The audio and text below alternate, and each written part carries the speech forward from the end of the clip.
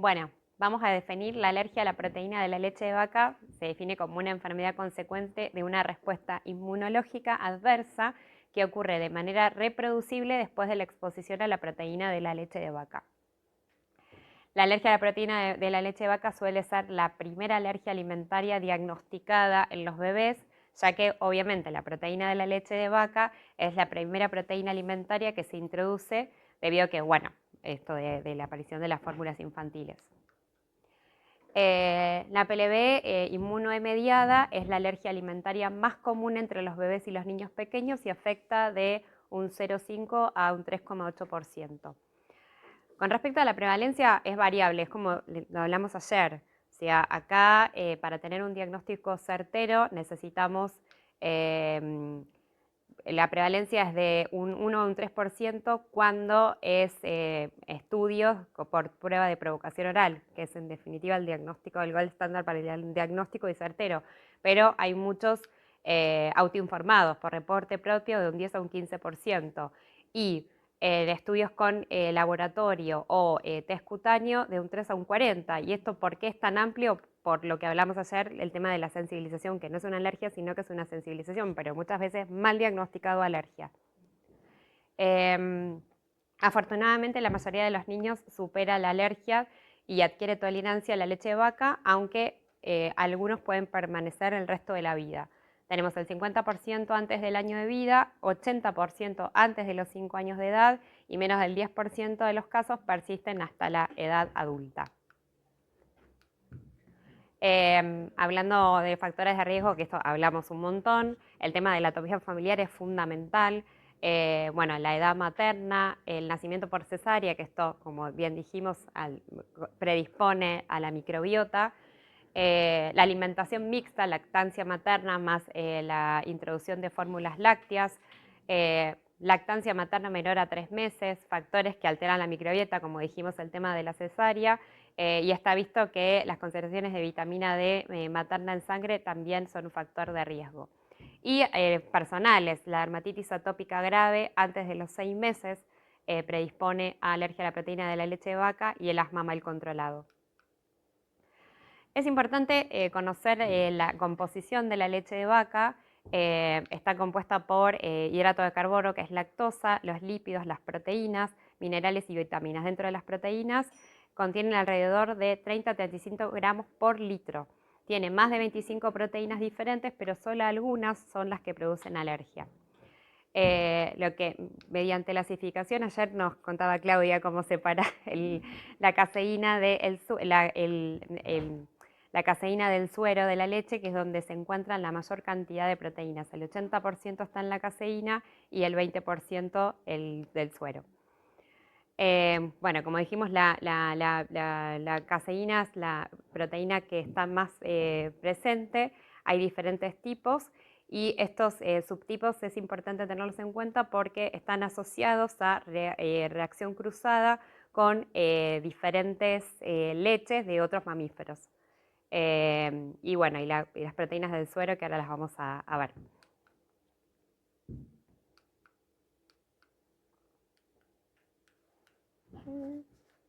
Ahí está.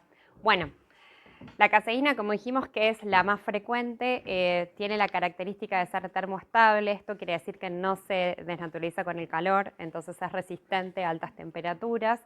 Es altamente susceptible a la degradación enzimática y está muy relacionada a epítopes de reactividad cruzada, como dijimos, con las leches de otros mamíferos, y además también puede hacer reacción cruzada con la soja. Las proteínas del suero, estas son las más importantes, la alfa-lactoalbúmina y la beta-lactoglobulina.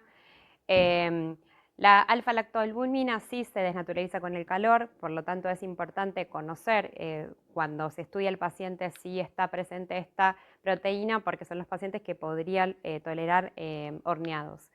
La beta-lactoalbúmina tiene la característica de no estar presente en la leche materna, entonces esta se presenta cuando el paciente sí o sí ya incorpora lácteos, porque no estaría presente en los pacientes que tienen lactancia exclusiva.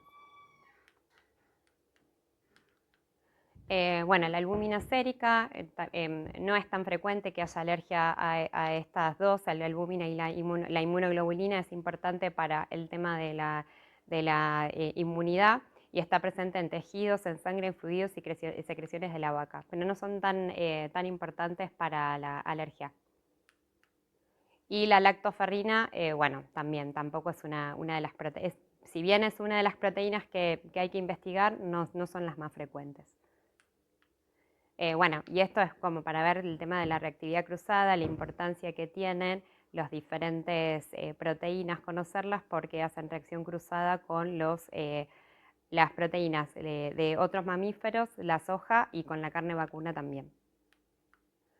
Bueno, con respecto a la fisiopatología, hablábamos de que en el intestino hay una homeostasis constante de tolerancia y sensibilización. Y para que haya o tolerancia y desensibilización hay diferentes factores que son importantes a tener en cuenta, que es la carga genética, primero que nada, la naturaleza del antígeno y la dosis del antígeno, la frecuencia en la que se administra, la edad de la primera exposición, el estado inmunológico del huésped y la transmisión del antígeno por la leche materna. Bueno, acá tenemos de vuelta esta misma imagen que vimos anteriormente. En la sensibilización dijimos que se puede producir por el tubo digestivo o por la piel. Por eso, como hablábamos recién, la importancia de que la piel siempre esté cuidada, protegida, indemne, porque es nuestra barrera, protege a los niños en este caso. Cuando hay una falla o hay un daño en este epitelio, es donde se produce el ingreso de los antígenos. Esto genera una liberación de determinadas interleuquinas que lo que hacen es, cuando el antígeno es captado por células dendríticas y llevados al ganglio, donde se produce la presentación antigénica, se actúa sobre el linfocito TCD4, que lo que hace es tirar al linaje TH2 y la producción de las diferentes interleuquinas 4, 5, 9, 13, que son las que participan en las reacciones alérgicas, con el reclutamiento de eosinófilos, basófilos, más mastocitos, la producción de inmunoglobulina E, que la inmunoglobulina E es la que se va a posar arriba del mastocito, y con el ingreso de nuevos alérgenos, toman en contacto con este eosinófilo específico para el alérgeno alimentario, se produce la degranulación del mastocito y toda la cascada de sintomatología que se produce en las reacciones alérgicas. La alergia a la proteína de la leche de vaca la podemos clasificar según el mecanismo inmunológico en mediada por inmunoglobulina E, no mediada por inmunoglobulina E o la mixta, en donde se juntan los dos mecanismos. La mediada por inmunoglobulina E es de inicio en menos de una hora, se presenta de manera aguda, es una reacción de tipo 1 con inflamación de tipo TH2 y se manifiesta con urticaria, angioedema, rinitis, asma, síntomas gastrointestinales inmediatos y podría haber también anafilaxia. La no mediada por inmunoglobulina E es de un inicio más de una hora y varios días, la presentación es crónica, la reacción es de tipo 4, la inflamación es TH1 con linfocitos citotóxicos, puede haber eosinofilia también, y las características clínicas son enteritis inducidas por proteínas alimentarias, proctocolitis, o sea, los síntomas son principalmente gastrointestinales o dermatitis de contacto. Y las mixtas también empiezan más de una hora de presentación crónica y es la dermatitis atópica o las gastroenteropatías eosinofílicas, esofagitis, gastritis, enterocolitis o enteritis o colitis. Un poco más acerca de las manifestaciones clínicas inmediatas, bueno, cutáneas, urticaria y angioedema, respiratorias, rinitis y asma secundarias a la ingesta, rinitis o asma secundarias a la inhalación, edema laringeo, gastrointestinales como vómitos, diarreas, dolor abdominal, síndrome de alergia oral y la anafilaxia, que la frecuencia es de un 8 a un 28%. Esto, como dijimos, inmediata. Inmediata es desde la ingesta 3, 4, 5 horas. Eso es una reacción alérgica inmediata. Tardías o mixta, bueno, dermatitis atópica. 1/3 de niños menores de 12 años con dermatitis atópica moderada o grave se asocia con alergia alimentaria. Edad cuanto más temprana, edad temprana y por gravedad, ¿sí?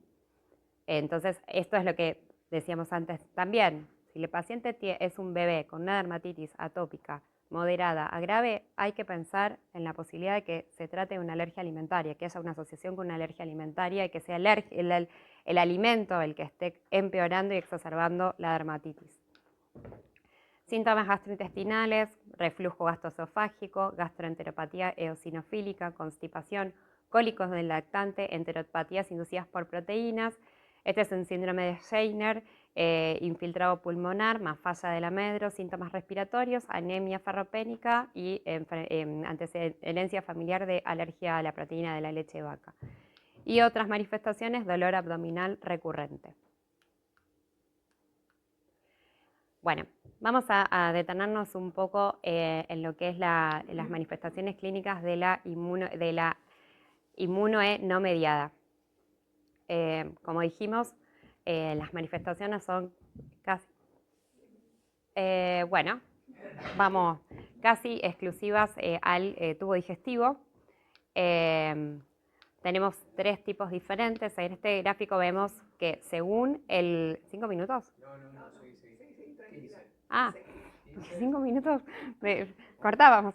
Bueno, tenemos, según la afección, grado de frecuencia y gravedad. O sea, esta es la proctocolitis inducida por proteína alimentaria, en donde lo que está afectado es el colon, inflamación del colon distal, y la manifestación más importante es la hematoquesia. Es muy frecuente y por lo general es leve. En el medio tenemos la enteritis inducida por proteína alimentaria, en donde lo que está comprometido es el intestino delgado. La sintomatología es moderada, la gravedad es moderada y de mediana presencia. Y es muy infrecuente la enterocolitis inducida por proteína alimentaria, pero la sintomatología es de mucha gravedad. Afecta a todo el tracto gastrointestinal y tiene trastornos metabólicos y puede inclusive tener hasta choque hipovolémico. Bueno, esta es la más frecuente. ¿Pasé 2 o una sola? Sí. Bueno, la proctocolitis alérgica inducida por la proteína de la leche de vaca es la no mediada más común. Tiene una afección transitoria, es benigna, comienza en los primeros meses de vida, alrededor de los 2 meses. Es una de las principales causas de colitis en los menores de 1 año. Hay que hacer diagnóstico diferencial con estreñimiento, fisura anal, infeccioso o inflamatorio. Desaparece antes del año de vida. El 60% de los niños son alimentados con pecho exclusivo y la resolución es gradual y completa luego de unos días de suspendida la alimentación. Esta es después de la inmunomediada, la manifestación más frecuente de la alergia a la proteína de leche de vaca y se ve muchísimo. Por eso es importante conocerla. Los alimentos desencadenantes son la leche de vaca, la más común, el 65% de los casos, de los alimentados con fórmula, leche de vaca y soja. De los pacientes alimentados con leche materna exclusiva, leche de vaca, soja, huevo y maíz. Los niños mayores adultos, leche, huevo y trigo. Esto es importante saberlo, si bien estamos hablando de APLB, porque cuando el paciente tiene dieta de exclusión estricta, es el momento en el cual tenemos que empezar a pensar en la posibilidad de que haya una reacción cruzada con soja o que el paciente tenga una alergia al huevo. Entonces ahí es donde, descartada la APLB, deberíamos empezar a buscar otra causa. Pero es importante conocer esto, pero siempre que la leche de vaca es la más frecuente. Con respecto a las manifestaciones clínicas, bueno, heces blandas, mucosalinquidolentas, a veces con moco. El niño tiene un buen aspecto general, no hay retraso en el crecimiento, mayor gases, mayor cólicos y hay vómitos intermitentes. La enteropatía inducida por proteínas afecta, como dijimos, al intestino delgado. Las manifestaciones son digestivas bajas, como síntomas de mala absorción y retraso en el crecimiento. diarrea crónica, distensión abdominal, falta de apetito. Se presentan los primeros 9 meses de vida. Los alimentos que lo desencadenan son la leche, la soja y el huevo, y también se mejora con la eliminación del alimento desencadenante. El síndrome de enterocolitis inducida por las proteínas se considera una enfermedad. Esta habíamos dicho que era la que compromete todo el tubo digestivo. Es grave, es rara, pero aumentó la prevalencia en los últimos años. Las manifestaciones son gastrointestinales graves y son una emergencia médica, vómitos repetitivos, letargia, diarrea con sangre, deshidratación, trastornos hidroelectrolíticos y hipotensión. Los alimentos implicados, la leche de vaca es el más frecuente, seguido por la soja, cereales, arroz, avena, trigo y huevo. El 60 al 80% son producidas por un único alimento, pero entre un 5 y un 10 puede haber más de 3 alimentos. Es raro en lactantes con leche exclusiva. Se presentan varios fenotipos, bueno, el agudo, crónico y el atípico, en donde hay sensibilización con inmunoespecífica. El agudo se presenta entre 1 o 4 horas tras la ingesta del alimento, con hipotensión, shock, letargia, hipotermia, diarrea acuosa. La resolución es en pocas horas si se excluye al alérgeno y es asintomático entre episodios. Y crónico, lactantes con leche de vaca o fórmula de soja, diarrea acoso y vómitos intermitentes progresivos. A veces pueden no correlacionarse con la ingesta los síntomas. La exposición continua condiciona la pérdida de peso y falla del almendro. Y bueno, el paciente mejora tras la suspensión del alimento. Cuando se reintroduce puede presentarse como uno agudo. Bueno, se puede diagnosticar por criterios mayores y menores. Vómitos repetidos entre 1 o 4 horas siguientes a la ingesta del alimento sospechoso, sin clínica ni respiratoria, y como mayores, 2 o más episodios de vómitos recurrentes tras ingerir el mismo alimento, vómitos 1 o 4 horas siguientes de la ingesta de otro alimento diferente al sospechoso, diarrea las siguientes 24 horas a la ingesta del alimento sospechoso, hipoactividad marcada, palidez marcada, hipotensión, precisa acudir a urgencias y precisa rehidratación endovenosa. Para el diagnóstico necesitamos un criterio mayor y 3 criterios menores. Es importante conocerlo porque tenemos diagnósticos diferenciales: sepsis, anafilaxia, patología abdominal quirúrgica, enfermedad metabólica y gastroenteritis. Vamos al diagnóstico. Es importante hacer un diagnóstico adecuado para evitar el infradiagnóstico y el supradiagnóstico. Hay que hacer una historia clínica detallada, podemos hacer determinantes de inmunoglobulina específico, pruebas cutáneas. Volvemos a que lo más importante es la prueba de red oral y tenemos también la posibilidad de hacer diagnóstico molecular. El diagnóstico se realiza más fácilmente cuando existe una relación entre la ingesta de la leche de vaca y la aparición de los síntomas, y cuando se puede demostrar que los síntomas son consecuencia de una reacción inmunológica. Tenemos que hacer una historia clínica y una exploración física, es clave para el diagnóstico. Es importante destacar los síntomas para poder diferenciar si se trata de una mediada por inmuno E o no mediada por inmunoglobulina E. Siempre hay que incluir el crecimiento y los signos de desnutrición, signos que indiquen comorbilidades como es la dermatitis atópica, el asma y la rinitis alérgica. Hay que destacar edad de presentación, velocidad de aparición después del contacto con el alimento, la duración de los síntomas, la gravedad y la frecuencia, la cantidad de leche que provocó la reacción, antecedentes personales o familiares de atopía, historia de alimentación completa. Si es amamantado, es importante conocer cómo es la dieta de la mamá. Pruebas cutáneas, es muy utilizado en la práctica. Tenemos que medimos el tamaño de la roncha según el extracto que utilizamos. El tamaño mayor a 5 se asocia con mayor especificidad, un tamaño mayor a 8 100% específico para el desafío positivo, y los valores predictivos negativos son mayor al 95. Ayer lo dije y ahora lo repito otra vez, tenemos la posibilidad de hacer con extractos y los extractos también tenemos de leche o de las diferentes proteínas, caseína, lactoalbúmina y beta-lactoglobulina, que son las que investigamos, o prick to prick, que lo que hago yo es poner una gota de leche sobre la piel y sobre esa gotita el pinchacito, siempre con control positivo y control negativo.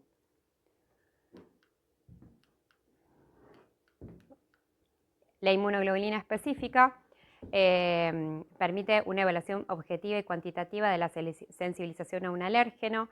El valor de corte es 0,35 y a partir de ahí es positivo. Existe una relación de niveles crecientes de inmunoglobulina E y la probabilidad de reactividad clínica a leche de vaca durante el desafío oral. Por eso es importante hacer los dos, test cutáneo e inmunoglobulina.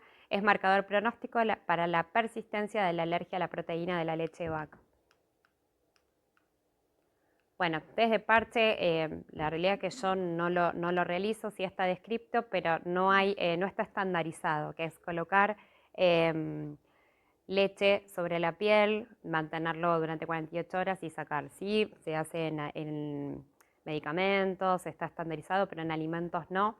Se podría hacer, la realidad es que yo no tengo experiencia en test de parche a leche. Bueno. Vamos ahora al reto oral, que habíamos dicho que es lo que permite el diagnóstico. ¿Por qué se hace la historia clínica y los test de laboratorio tienen poca exactitud diagnóstica, frecuencia alta de autodiagnóstico que es mayor que la prevalencia real y el diagnóstico correcto de la alergia es esencial?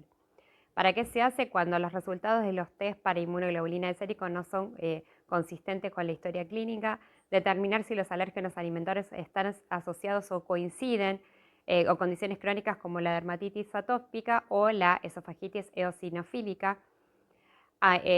Aumentar la dieta en personas que tienen muchas restricciones dietarias. Valorar la tolerancia en niños con la alergia alimentaria previa para ver si curó. Y, si no, identificar las umbrales de respuesta.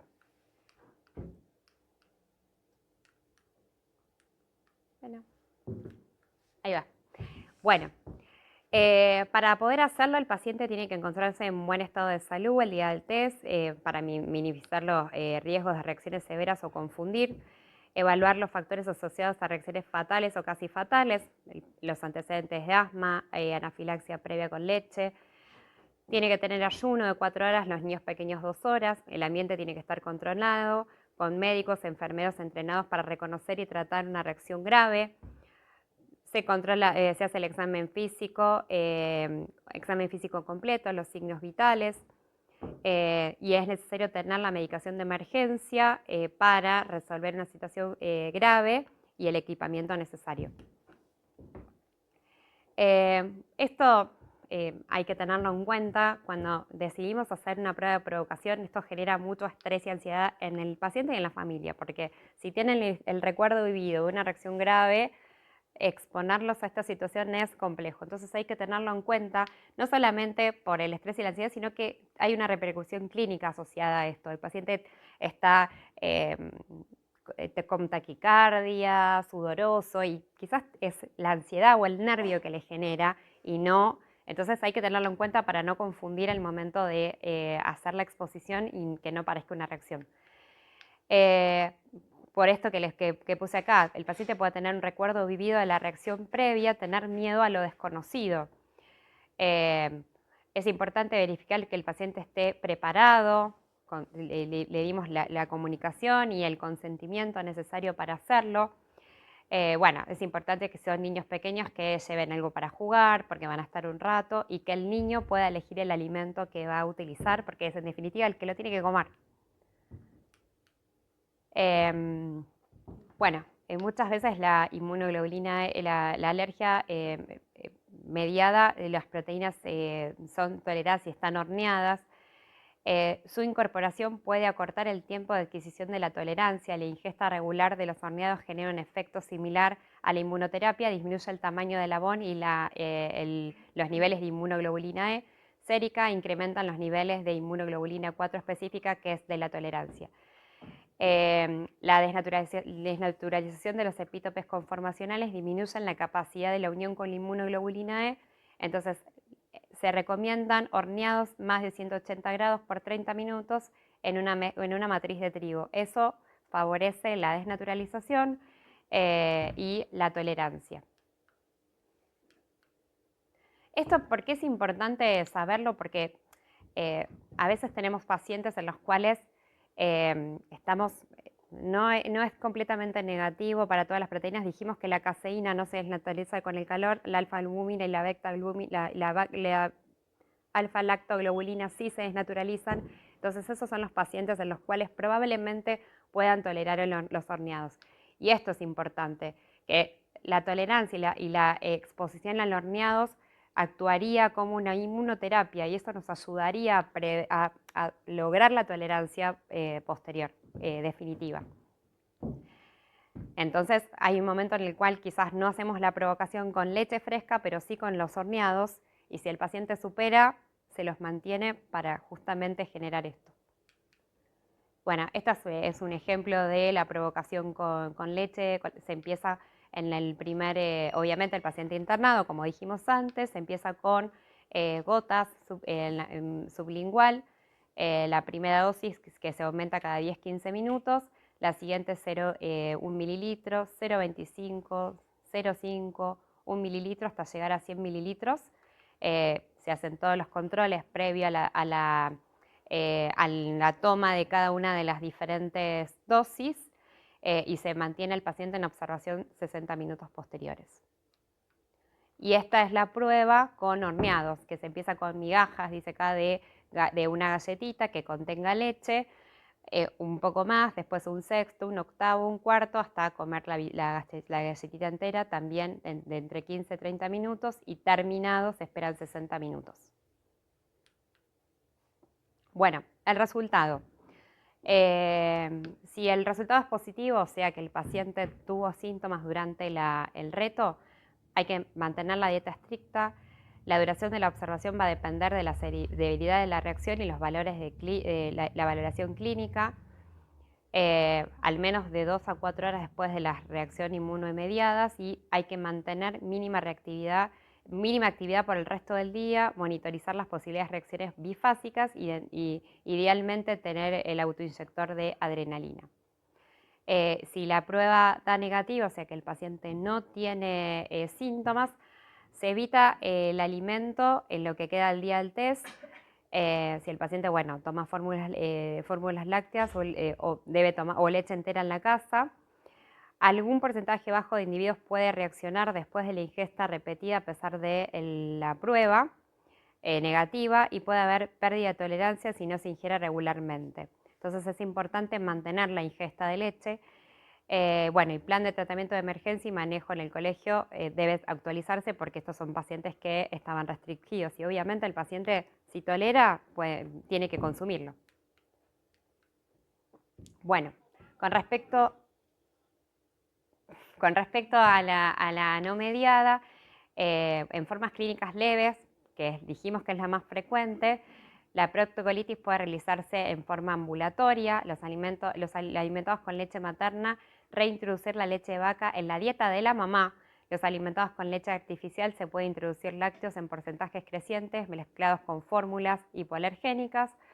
Observar la posible aparición de síntomas hasta 4 semanas tras la reintroducción, y no debe introducirse alimentos nuevos en la dieta mientras se está haciendo la prueba de provocación. Esta es la que yo uso, es la escalera de la leche, que es una de las más sencillas recomendadas, en donde se empieza por el primer escalón, ir subiendo progresivamente hasta alcanzar el punto 4. Estos son 4 escalones y en cada paso se empieza por pequeñas cantidades y se va aumentando la dosis hasta una ración adecuada a la edad del paciente. Se mantendrá esa cantidad unas semanas antes de proseguir de 4 a 12 semanas. Si el paciente no tolera, se vuelve al escalón anterior. El tiempo estimado es mínimo, de escalón a escalón es mínimo una semana, pero no hay una regla estricta, no tiene que ser sí o sí una semana. Va a depender la familia, cómo lo entiende, cómo lo puede llevar a cabo, cómo perciben los síntomas. Así que muchas veces un paciente puede estar de 2 a 3 semanas en cada escalón, ¿sí?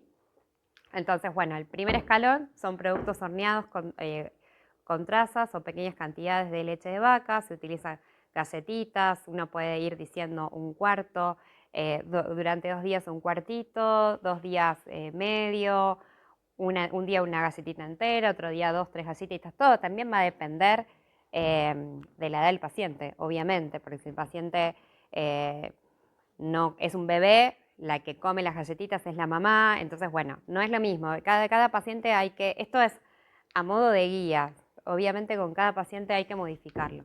En el segundo escalón es el yogur natural, empezar con 1 o 2 cucharaditas y aumentando diariamente hasta un yogur entero.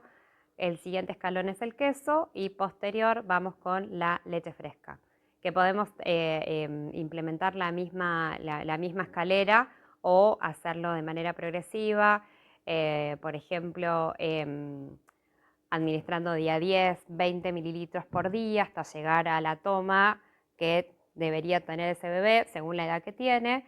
En los menores de 1 año se hacen con fórmulas lácteas y en los mayores de 1 año se hacen con leche entera de vaca.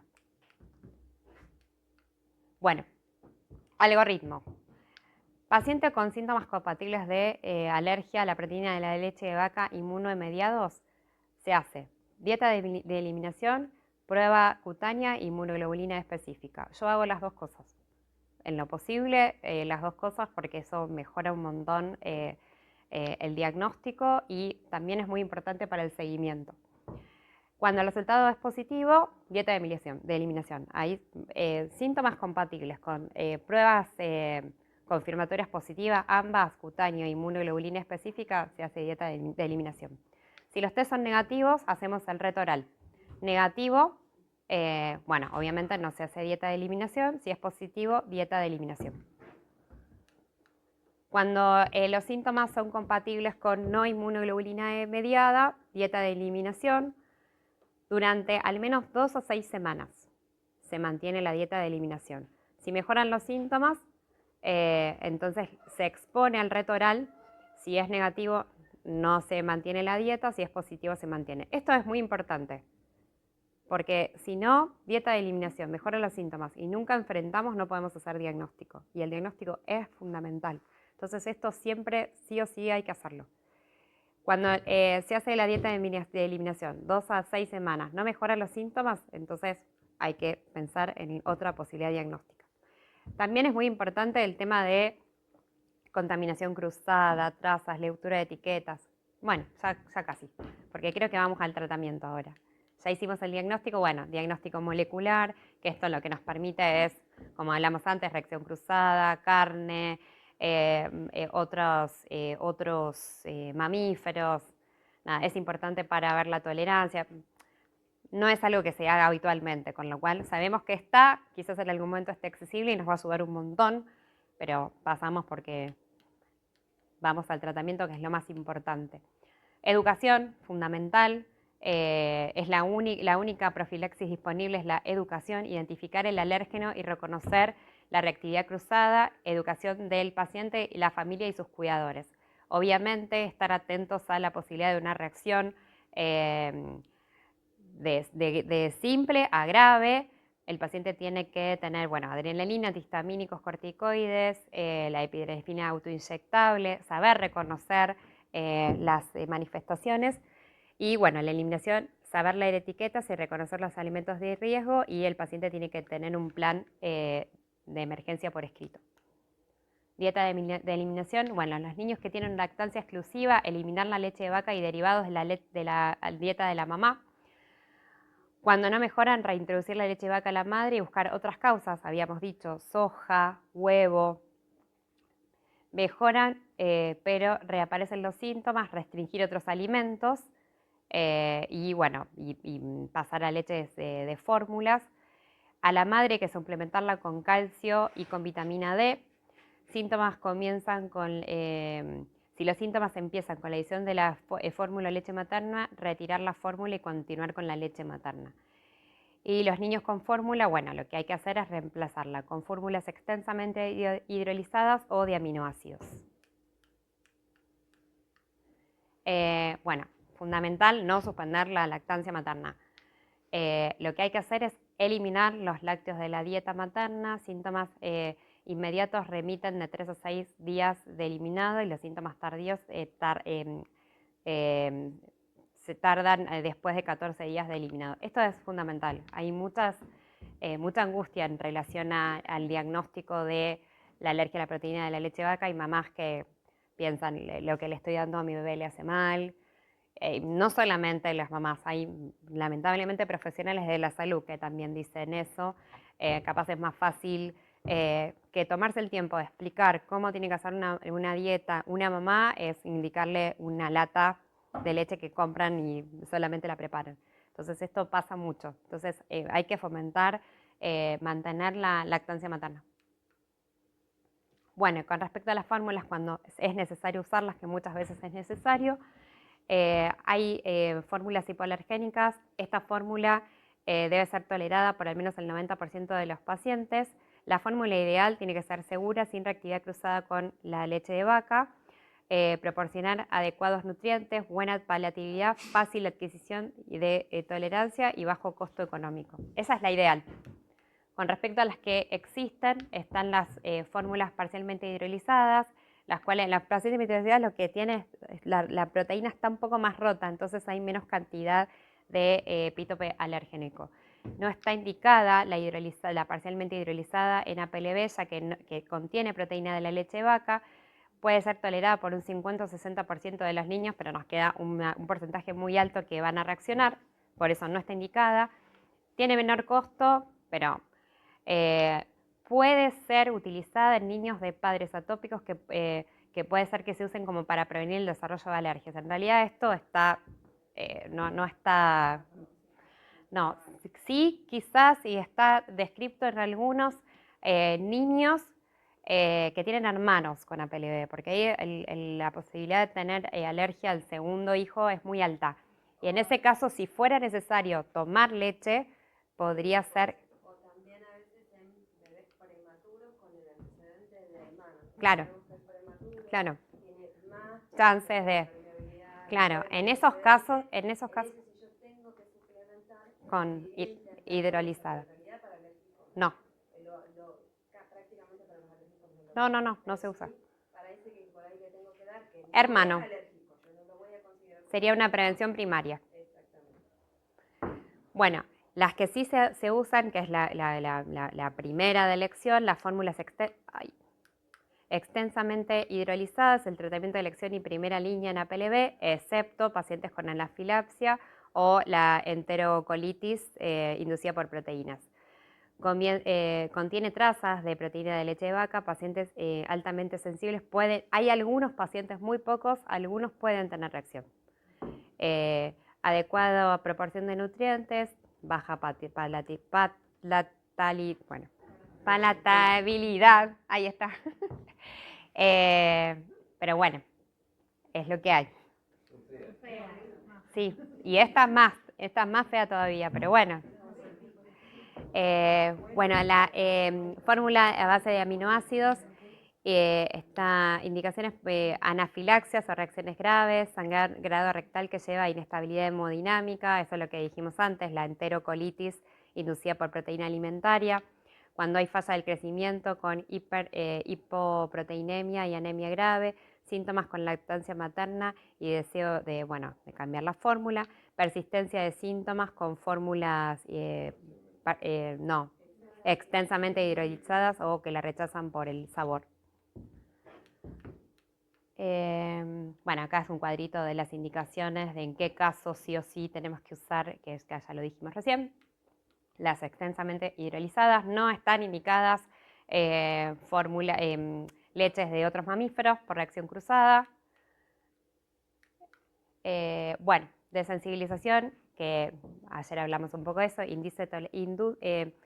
la intención es inducir tolerancia a la leche de vaca en inmunomediada. Se administra oralmente el alérgeno, se empieza con dosis mínimas y aumenta gradualmente hasta la dosis tope para la edad o máximo tolerado. Las siguientes dosis se pueden hacer en casa. O sea, la inmunoterapia oral se hace en medio controlado. Sensibilización a caseína y lactoalbúmina tiene mayores efectos, mayores riesgos de efectos adversos. No hay protocolos estandarizados. Si se quiere hacer, se puede hacer a partir de los 4 o 5 años de edad. Y es más o menos como les contaba ayer, no se logra tolerar, no se adquiere, a largo plazo. Siempre hay que estar exponiendo al paciente. Así que la realidad es que no es algo que se haga habitualmente, pero bueno, sabemos que existe y que quizás en algún momento sí se pueda utilizar. Yo al menos no lo hago.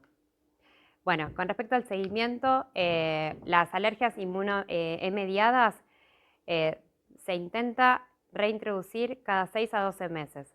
Cada 6 meses del diagnóstico, ¿sí? Donde después de que hicimos la eliminación, ahí le pusimos el diagnóstico, a partir de ahí, dieta de exclusión, a partir de 6 meses es cuando se reevalúa. Se reevalúa con inmunoglobulina E y prueba cutánea cada 12 meses, por eso les dije que es muy importante hacerlo, si tenemos la posibilidad de hacer inmunoglobulina y test cutáneo, porque sirve para seguimiento, para poder hacer una curva del descenso de la inmunoglobulina E, el tamaño de la BOM. Y las no mediadas, si se sospecha mecanismo previamente, reacciones leves, intentar reintroducir cada 3 a 6 meses en el hogar, reacciones graves o mixtas, intentar reintroducir en 12 meses. Las no mediadas, sí, también es importante, porque yo también veo pacientes que quizás estuvieron un mes con alergia o un mes o dos y ya está, me curé. O sea, si uno pone diagnóstico, es dieta de exclusión, 3 meses, y a partir de 3 meses vemos si planificamos la evaluación de la tolerancia, ¿sí? Pronóstico.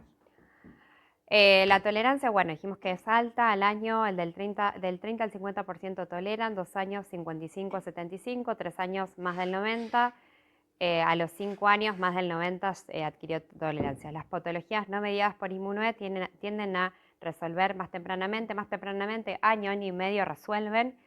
Influyen factores como antecedentes familiares, comorbilidades, cosensibilizaciones y alérgenos involucrados.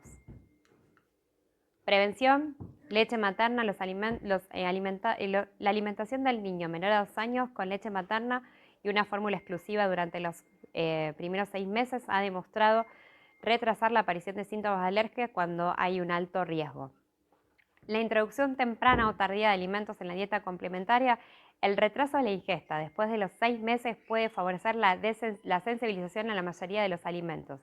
Y un cambio, la introducción temprana, entre los 4 a 6 meses, puede ayudar a la tolerancia inmunológica hacia el alimento. Con respecto a los probióticos, pueden usar como medida preventiva cuando se usan antes y después del parto de la madre de bebés con un alto riesgo de eczema y alergias alimentarias. No se utiliza de forma rutinaria, pero sí tener en cuenta los antecedentes de riesgo. Y como dijimos, las fórmulas hidrolizadas, es controversial la prevención. Creo que ahí terminamos. Bueno, nada, esto es como final. Resulta importante el abordaje global e multidisciplinario, asegurar un diagnóstico, tratamiento y seguimiento adecuado, educar, la educación del paciente, evitación y sustitutos, valoración frecuente de la adherencia al tratamiento, valoración inicial y periódica de la ingesta de los nutrientes y evaluación periódica del seguimiento. Esto lo vamos a hasta el cansancio decir, el trabajo multidisciplinario. El paciente tiene que estar ayudado por el pediatra y el pediatra sospecha y sigue al paciente también. El alergista o el gastroenterólogo puede hacer el diagnóstico, el seguimiento y evaluar la tolerancia, y es muy importante el trabajo de la nutrición para valorar la nutrición, el seguimiento y ayudar a las madres a reemplazar alimentos, porque esto es tremendo. Cuando les llega, o sea, leer etiquetas, aprender a saber si contiene o no contiene leche, cómo se nombran. Eso es un trabajo, porque Es muy importante, ese es el trabajo del equipo de nutrición, porque nosotros hacemos diagnósticos, seguimos, pero no podemos estar también dando la lista de alimentos, los suplementos, cómo reemplaza una cosa a la otra. Entonces es muy importante tener el apoyo de nutrición. Así que ahí creo que ya terminé. Listo.